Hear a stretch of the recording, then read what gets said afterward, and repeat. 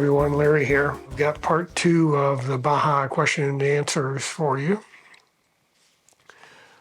In part 1, I talked about what you need to know before you get to Baja. And in part 2, we're going to talk about being down in Baja and some of the things you need to know. I hope you find this useful.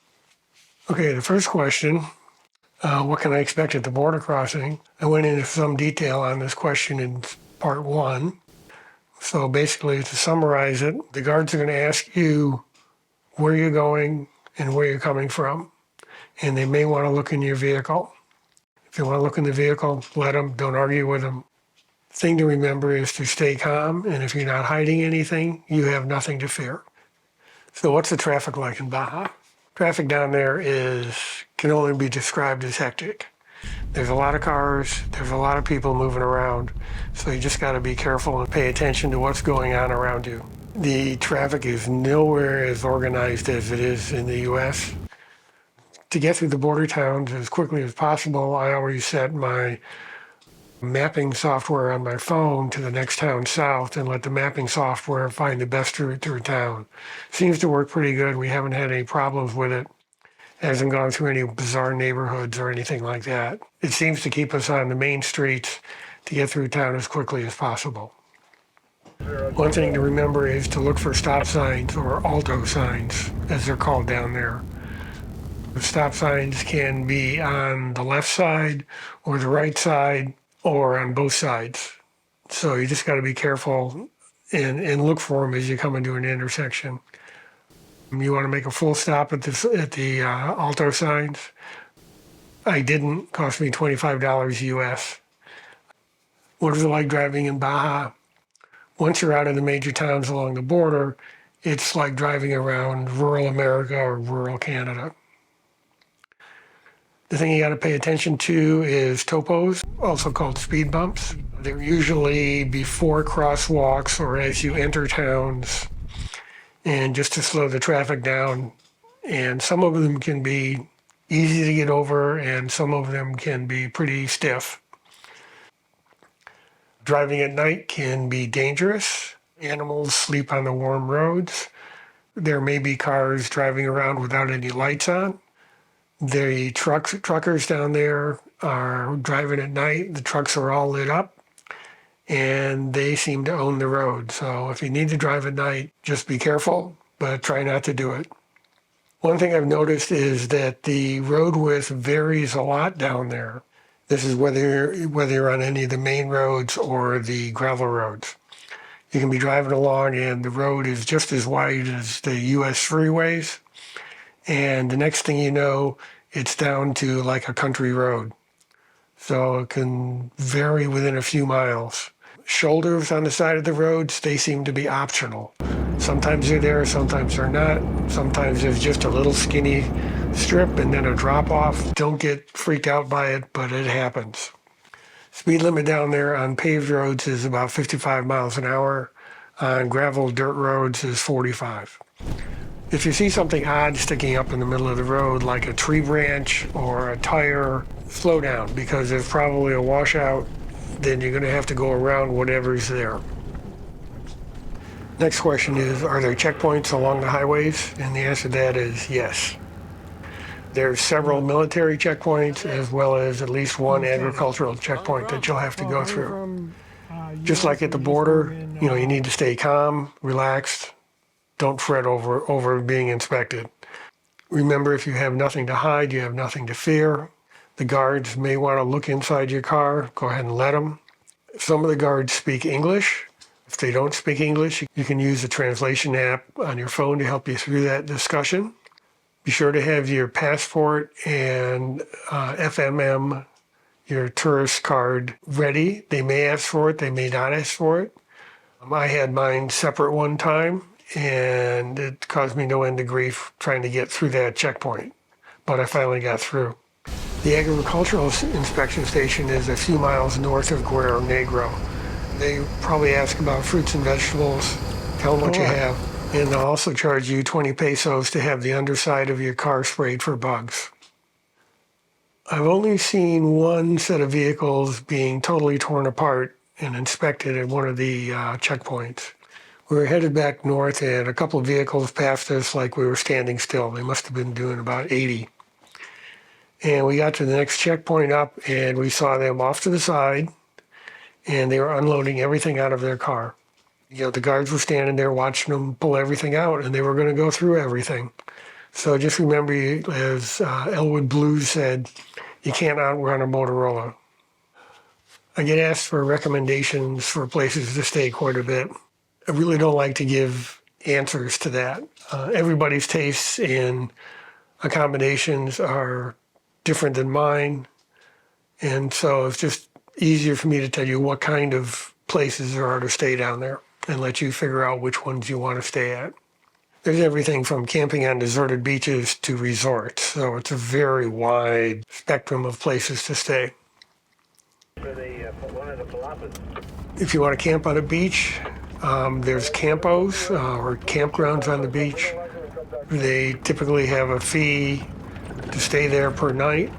They're usually lined up, vehicles right along next to each other along the beach. There's usually trash bins and outhouses. You can find them by looking at the benchmark Baja Road and Recreation Atlas or by the Baja California Almanac, and the links to those are in the description below. If you're in larger towns, there's hotels, sometimes very nice hotels. Other hotels are less expensive. Amenities vary in them. You can ask to see a room before you stay there. And again, if you're having trouble with the desk clerk, use a translation app on your phone.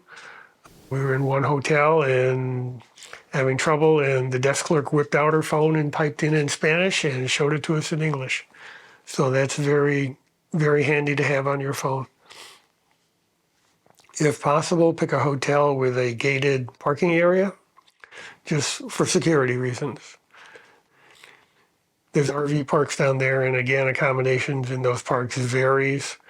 Some of them have very narrow spaces, and you may need to rent 2 of them if you have a rooftop tent that flips off to the side.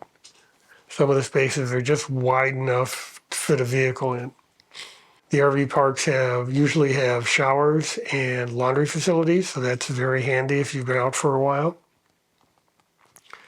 You may be driving around the backcountry and come across a big sign that says Rancho Camping. There's a number of ranchers down there that have hooked up with the Baja Divide bicycle route to allow the bicycle riders to camp at their ranchos. We were driving and it was getting late, and we saw one of these signs and we pulled in, and they were glad to have us. It wasn't very expensive, and we had hot showers and meals for a very accommodating price. So you've been down there a few weeks and you're wondering where you can take a shower, get cleaned up, get all the dirt off, get laundry done, and so forth. Personal hygiene is important down there when you're in the desert, so it's important to figure out some way to get your body clean. Swimming in the ocean is nice, but it's hard to wash your hair with salt water. I mean, it's good for getting the trail dust off. I travel with a simple shower. The link is in the description below. It's basically a nozzle that screws on a 2-liter soda bottle, and I'll fill up the soda bottle, screw the top on, and set it in the sun in the morning, and by the afternoon I've got warm water for a shower.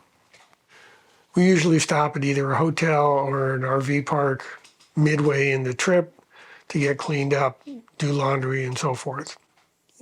Laundry down there, having someone else do it, is real inexpensive. We had 2 weeks worth of clothes, and we took them to a laundromat, and the lady took them. A few hours later we went back, got this nice big bag of laundry, all neatly folded. My socks were folded, my underwear was folded, shirts were neatly folded, and cost us $5 US. It was great to have it done. And while that was going on, we went and had lunch, toured the town. It was great. Another question I get asked is, are there free places to stay in Baja? And the answer is yes. Beaches that are not associated with campos are free to stay on, and most of the backcountry is free to stay on. One thing to remember, though, is that wherever you are in Baja, you're probably on somebody else's property. So you want to not make a mess of things and have a problem for somebody else that comes after you. If you camped in the backcountry or on a beach, we found that but 3 days is about the limit before a local shows up and checks you out, asks what you're doing. He may just stroll by to see what you're doing. Don't worry about it. It happens. They may ask you for money. They may not ask you for money. If we're camped in the backcountry or on a deserted beach, we try to leave the place looking better than we found it. Pick up any trash that's around and put it with ours or whatever. If you're traveling in the backcountry, you want to be looking for a campsite early. The cactus and the brush and other plants is fairly dense down there. Even though it seems like it's a desert, there's a lot of vegetation. It can be hard to find a clearing where you can camp and get off the road far enough where you don't feel like you're impinging on the road or the road is impinging on you. So just start looking for a campsite early and pick one, because you may not find one later. We wound up in trouble one time. Well, not really trouble, just as, the sun was just about to set and we're driving along this back road and there's no place we can find to pull off and get away. And we finally found one just as the sun was setting and pulled off, and it was pretty tight for the 2 rigs, but we got in there and it worked out fine. What are the beaches like in Baja? For the most part, they're clean and enjoyable. We have been to beaches that were covered with sand, with small rocks, with large rocks, as well as beaches that had small pieces of shells that were all crushed and highly polished by the wave action. There were also beaches that we've been on that were large shells, even larger than this one, and they were just piled up as far as you could see. There's also beaches that are covered with driftwood. Some of the beaches had a combination of sand and stones, others sand and rock, so it's really hard to say what each beach is like because they're all different, which is good. Pacific beaches are usually cooler than the Sea of Cortez side. The Sea of Cortez side can be a little bit windy at times, but we always say, well, if the wind comes up, we can just go to another beach. Water on the Sea of Cortez side is usually warmer than the Pacific side, so it's up to you on which side you want to go to. There's better surfing on the Pacific side, although there's a lot of windsurfing on the Sea of Cortez side. So it's totally up to you which side you want to be on. Some beaches have very soft sand, and so we've seen vehicles get stuck and help them get out. We've seen other people spend there's a whole crowd around trying to get vehicles out, and it takes them a couple hours to extract them. You can tell that there's a hard packed area. You want to stay on it, especially if you've got to turn around. That's the best time to get stuck, is when you're trying to turn around in soft sand. The tidal areas, estuary areas can be real tricky. The top can look, hard and solid, but underneath about, 2 inches, it'll just be muck, and it'll just suck your car right down. The question I sometimes get asked is there a lot of trash in Baja? And that really depends on where you are. Some beaches and campos have trash bins where you can drop your stuff before you leave. Others do not. Deserted beaches definitely do not. If you're on a beach, deserted beach, you've enjoyed it, be sure to haul all your trash out and wag bags and whatever else you've got, toilet paper, all that, and dispose of it in a trash bin, maybe at a grocery store or a gas station.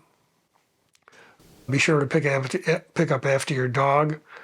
Human waste and animal waste does not biodegrade very easily in hot, dry climates like Baja. In addition to that, the creatures down there, coyotes and so forth, will dig it up. It's best to follow the tread lightly principles, and the link to that is in the description below. Another question I sometimes get asked is it safe to travel down in Baja? And we've never been hassled in Baja. While traveling in the backcountry or on the beaches, you may have people coming up to you asking you for money, but there's no really big hassle about it. Most people are friendly and outgoing. If you're near a fishing village, that has children, they may come up and check you out, and because they want to speak English, or they want to see what you have, or they may ask you for something. So just be aware of that. You may get flagged down by a rancher while you're driving around the backcountry and ask for gasoline. We've had that happen. And if you have, spare that you can give them, go ahead and give it to them.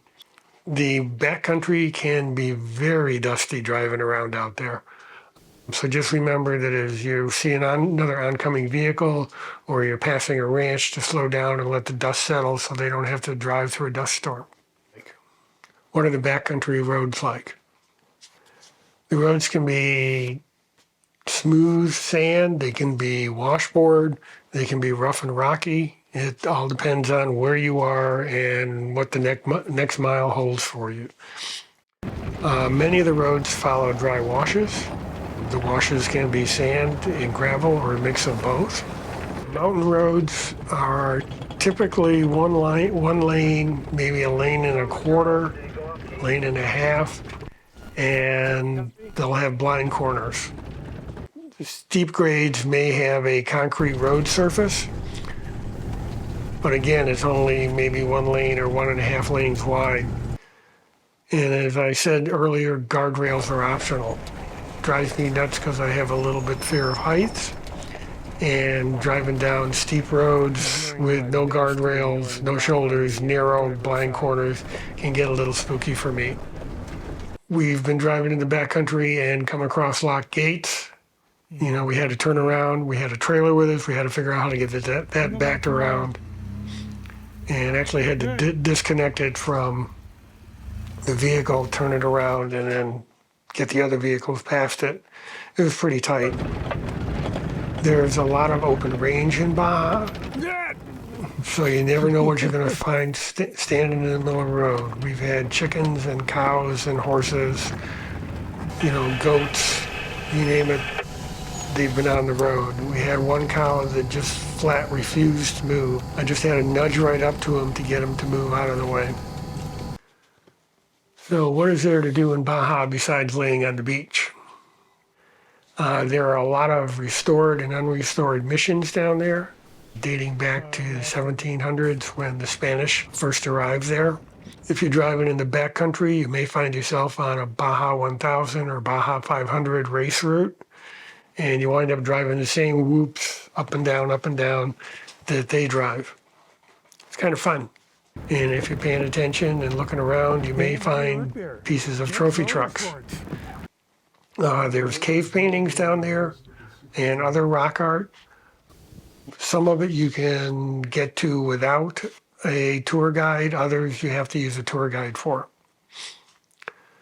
You can take tours out to see the gray whales on the Pacific side. You can swim with sharks on the Sea of Cortez side. There's open air markets in the larger towns.